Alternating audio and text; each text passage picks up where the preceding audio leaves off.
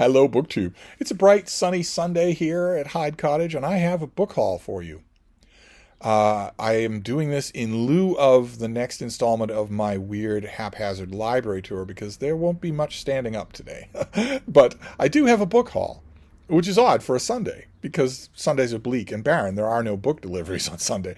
These have accumulated in one way or another. They've grown up. Just 4 books I thought we'd talk about. They've grown up here in one way or another, and I haven't shown them to you, so I thought I would. It's a beautiful, cool Sunday, and the Bean and I are drinking in. She's currently futzing around on her chair over there. Do you want to come over here? Come over here and sit next to me. There you go. Oh, there you go. We have been soaking in the cool of the morning. The morning actually needed a light jacket. And the day, you wouldn't be out of place if you wore a light jacket during the day. And we've been soaking it in because Boston is going to increase in temperature all week long. So today, the high is around 60 degrees Fahrenheit. Tomorrow it will be 65. Tuesday it will be 70. Wednesday it will be 90.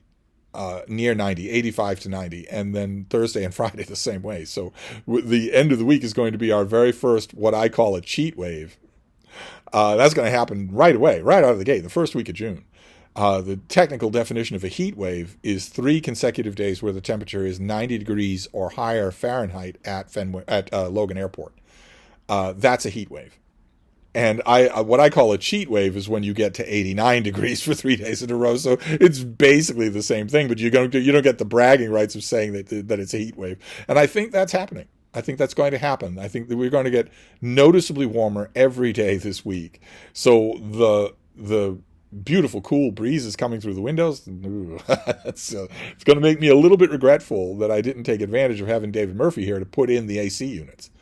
But maybe it won't be so bad. I've lived through 3 days of 85-degree temperatures without air conditioners before. I imagine I could do it again. But anyway, we'll look at the books here. It's a random selection that have been accumulated through library or sidewalk giveaways or little free libraries or whatnot. And the first one is an odd thing. I don't think I've ever seen this. This was from when? Early 2000 teens. This is The Hardy Boys Adventures, Volume 1, Secret of the Red Arrow and Mystery of the Phantom Heist. They're in a kind of faux leather. They're with flashlights for end papers.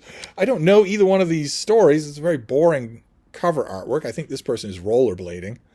When I first saw this, I thought I'm not completely up on the original Hardy Boys Adventures. So I was thinking, okay, did someone reprint these with these leather covers, and is that why this is Volume 1?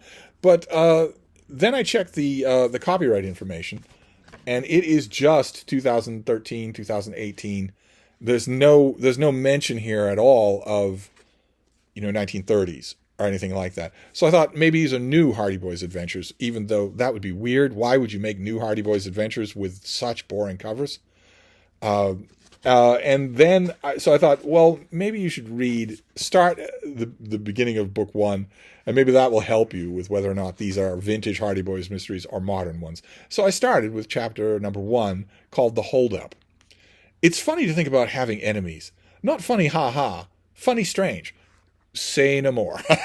I need read no further to know that this is a modern book, because it's dumb. I was struck by that really strongly last year's March Mystery Madness. One of the books that I read that I don't think I talked about on this channel was the 7th or 8th book in the Nancy Drew murder mystery series. I'm blanking on the title of it now. None of the titles are very good, but it's only a year ago. Now I'm blanking on the title, but one of the things I noticed about it is how good it was, how adult it was.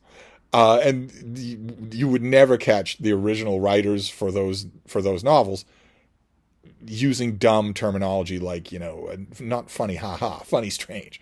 So right away I know that these are contemporary. So I'll be interested to see, I'm sure that I haven't read them, I'll be interested to see how contemporary they are. Do the boys have cell phones? What's the relationship with their parents like?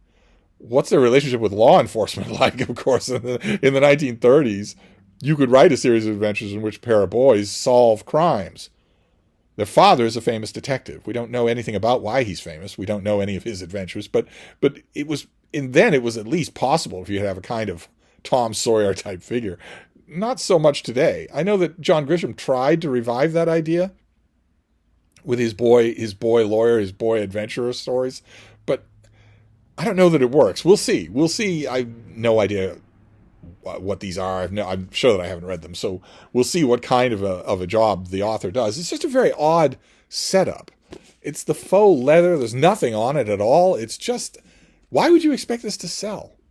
Or maybe nobody did expect this to sell. Maybe this was a book club thing or something or other. Not familiar with this setup of Hardy Boys at all. I'm familiar with a whole bunch of different generations of Hardy Boys cover artwork where they get steadily older. First they start out as grade school boys, then they get steadily older to be teenagers. But I'm not familiar with this at all, so I have no idea how many of these there were, and what the ethos of the series was. Then this next one, a trade paperback. This is a Dude Bro staple. I found a copy, and I realized that I didn't have it, and that maybe I was due for a reread. I mean, what, this is 20 years old now, is it not? Yeah, this is 2004. This is Cloud Atlas by David Mitchell, the quintessential Dude Bro puzzle book that just happens to be well written. David Mitchell's a really good writer, but nevertheless, they love this book because it's a puzzle book, because you can forget for a little while when you are luxuriating and trying to figure out how the different parts of the book fit together and what clues are where and how you can piece them into a central narrative.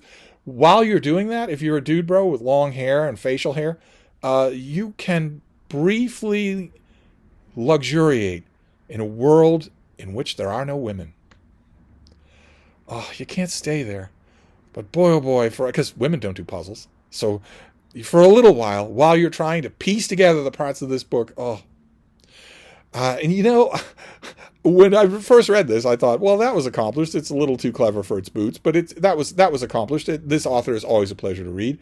That was my initial reaction, and I don't think I've reread this book since then. And since then, since 2004, Dude Bros have taken over the literary world, or at least one corner of it. It's not possible to think about a book like this without thinking of them. So who knows how that would affect my reading, is what I'm trying to say. I think my reading of this book would be drastically different now than it was when I first did it. All the more reason to maybe give it a try. So maybe I'll give it a try. It's always, this author's a pleasure to read anyway. I would have preferred, I think, to find a nice, tough trade paperback of Bone Clocks.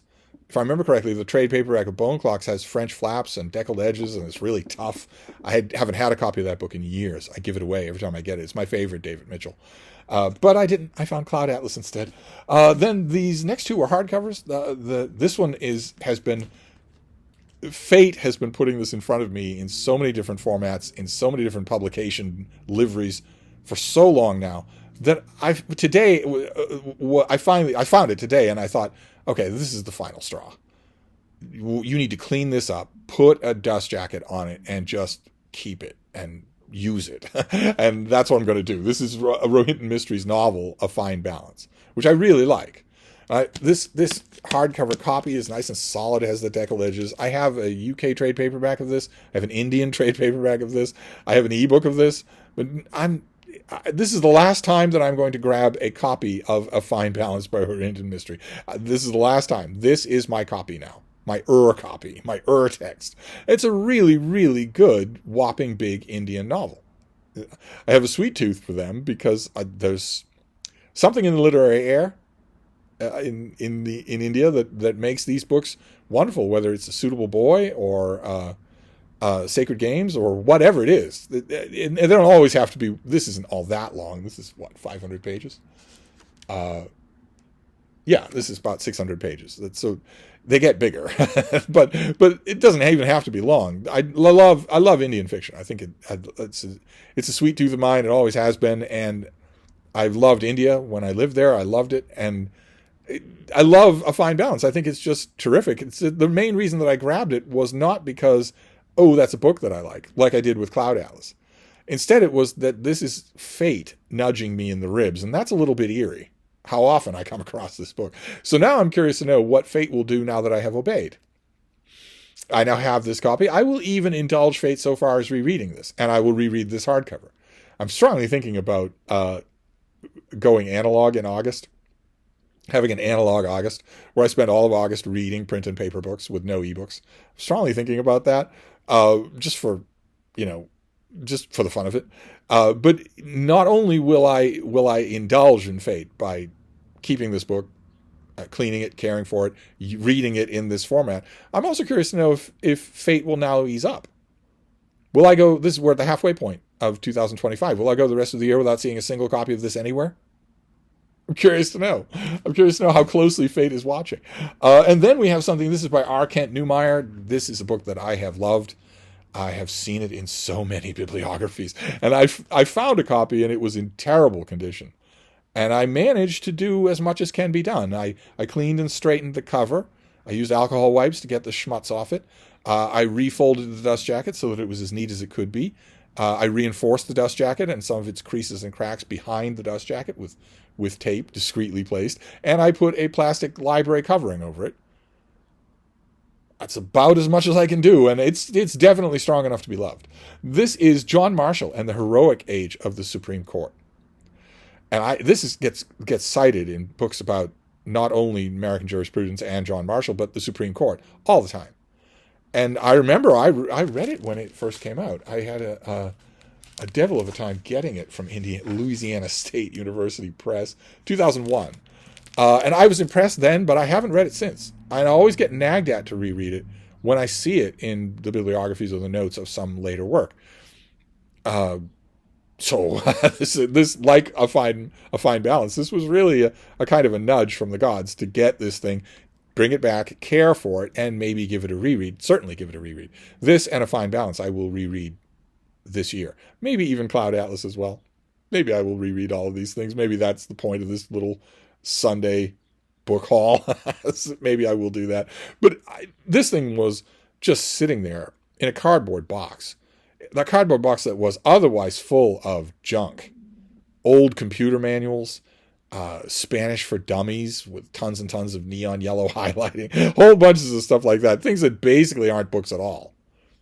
And then this thing just sitting there alone of its kind, basically looking with sad eyes at everyone who walked by saying, you would enjoy me. And then I don't know that that's true for most of the people who walked by that box on that particular street. It was definitely true for me. I saw it and said, oh, you're coming with me.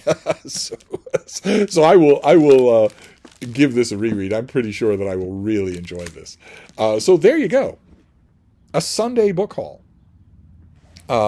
I don't know how it explains that, but I'm really happy with it. Really happy and also really curious. We have John Marshall and the Heroic Age of the Supreme Court. We have A Fine Balance by Horinton Mystery in the book that I'm going to keep. This is now the copy that is on my shelf. So if somebody says, oh, that looks good, I am not going to say, well, let me send you a copy and grab this thing.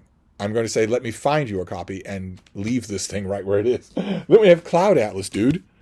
David Mitchell's puzzle book.